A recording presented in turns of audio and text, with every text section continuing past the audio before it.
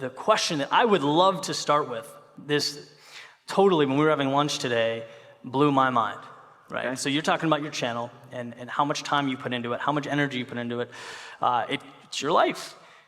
If it wasn't making $1, you said, you would still put the same amount of energy, effort, and time in every single day. And I think that's such an important thing because there's so many people here that are embarking on new projects, and just to be able to explain the importance of loving and being immersed in what you do would be really cool. Your purpose comes from your pain, right? Like, how do you find your purpose? Everybody says, find your purpose. Great, how do you do it? And for those of you who don't maybe know a little bit about me, I have a YouTube channel, I've got 2 million subscribers, 300 million views, and I do profiles of tons of successful different entrepreneurs, what you can learn from their success and break it down. So I've studied more successful entrepreneurs than try to break down the rules and give it to you guys. And the thing that comes up over and over and over and over again is Eddie's question of how do you find your passion? So how do you do it? What's the process? Your purpose comes from your pain. Whatever you struggle the most with is the thing that you want to help other people with. And typically, as entrepreneurs, we can be optimistic and positive and forward-thinking, and we don't want to think about the pain and what we went through. And the point isn't to live in that pain, but the point is to get out of it and then make the world a better place. You had all these struggles, and you find a mentor, you go off and do all these crazy things, and then you're celebrated at the end. But the piece that I would add at the very end of that is great, you're celebrated, and now you give back. And now you teach other people how to do it. So I struggled so much as an entrepreneur. My first business, I was 19. I was making $300 a month. I was broke. I had no money. I was trying to figure out how to make this thing a go. And I quit on my business partner. It was the worst day of my life. I said, I can't keep doing it this way. Like, I felt worthless as a human to hear me say I quit on something that I cared about. So I said, I got to figure out another way to stand. And so I asked myself, who else has built a software company? I looked at Bill Gates, studied his story, and applied those lessons and started making money in my business. And so because I struggled so much as an entrepreneur, now I want to help out other entrepreneurs for life. Like, that never gets old.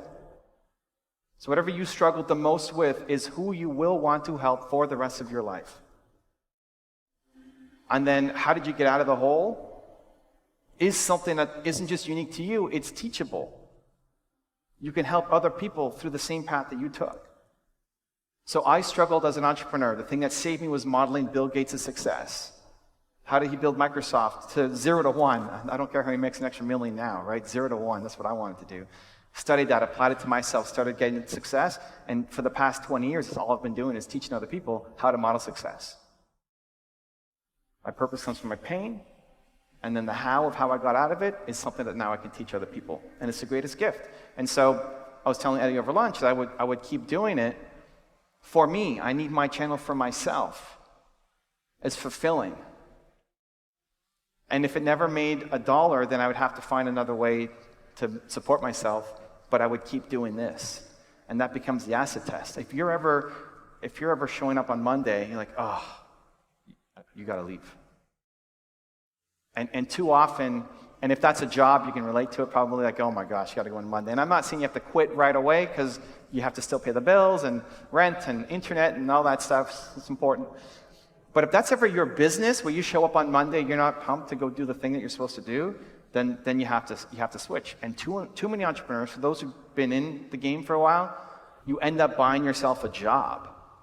Where then it was exciting before, but now it's 5 years in and you're still doing the same thing. For a creative type, it's a death sentence. So I think you have to pay attention to your energy. If Monday morning you're showing up and you have low energy, you have to find something else. I still love making videos. But the day that I started on YouTube April 2009, so over 10 years ago, we've done 5,000, 6,000 videos across multiple channels. I still like making videos. But the day that I stopped liking videos, I started videos as an experiment. I think we need to taste more, test more. Right. Like, how do you know the thing that you're supposed to do? Well, you won't know by just even sitting here. You got to go off and experiment. Like, at the start, expect to suck. Nobody's going to show up, and you're not going to be very good at it. Like, why do you expect to be great the first time you try something? I think this is a big problem. I think we need to have a conversation around it. You expect to make a video and crush it the first time out. Right? Like, you should expect to suck at the beginning. If you don't suck, then you should have started 5 years ago. Like, if you make a video, if his first IG Live isn't totally embarrassing for the first 15 minutes, I'm actually pissed. Because, like, you should have started that 3 years ago. Right? Like, you're supposed to suck at the beginning. So he's going to go off and do his first IG Live. And I said, you know what? This is the step. Like, if you went and did this every week, you'll be on stage here next year.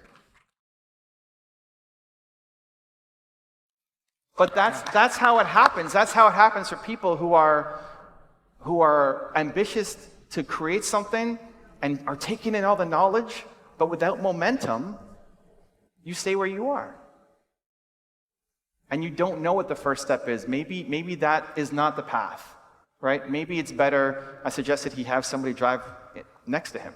So like he drives in the truck and there's some kid next to him who takes a 6-hour drive and he coaches him and films it, right? There could be 1,000 iterations of that, but the key is just to go and test. Like, how do you know until you do it? And you don't pay attention to the results, you pay attention to, did I enjoy the process? Did I love it? I sucked at it, but did I love it? Because if you love it and you keep doing it, you'll get better at it. So I love doing small tests. So I just started on YouTube. I just made a video. When I started in April 2009, YouTube was a different beast. There was no Eddie Pinero. There was no like motivational content. There was no education. It was old man slips downstairs, right? Like cat vomits on the couch, right? These were the short, that was YouTube. This is early days of YouTube. So I never had ambitions to go and have 2 million subscribers and 300 million views. It was just, I'm visual. I'd much rather see something, so I want to see it. So I wanted to create something visual for visual learners like me. So for all the podcasts and the hype, and I love all I listen to 0 podcasts because auditory is the worst. If I couldn't see you or see Eddie, I'd be like really focused here trying to listen to what he's saying because I don't learn auditory very well.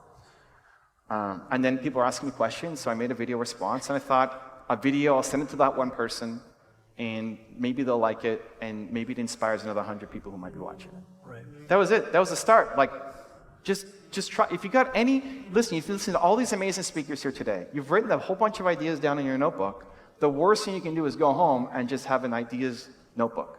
Like, pick something and just start on it and expect to suck and go, right? Like, the idea with the baseball, fine, great, go home and do some kind of Easter egg, right? And expect it to suck. Awesome, post, next, do the next one. And maybe the greatest gift of all time, or that idea may suck for you. Awesome, how are you gonna know? You won't know by thinking through it, you know by doing it.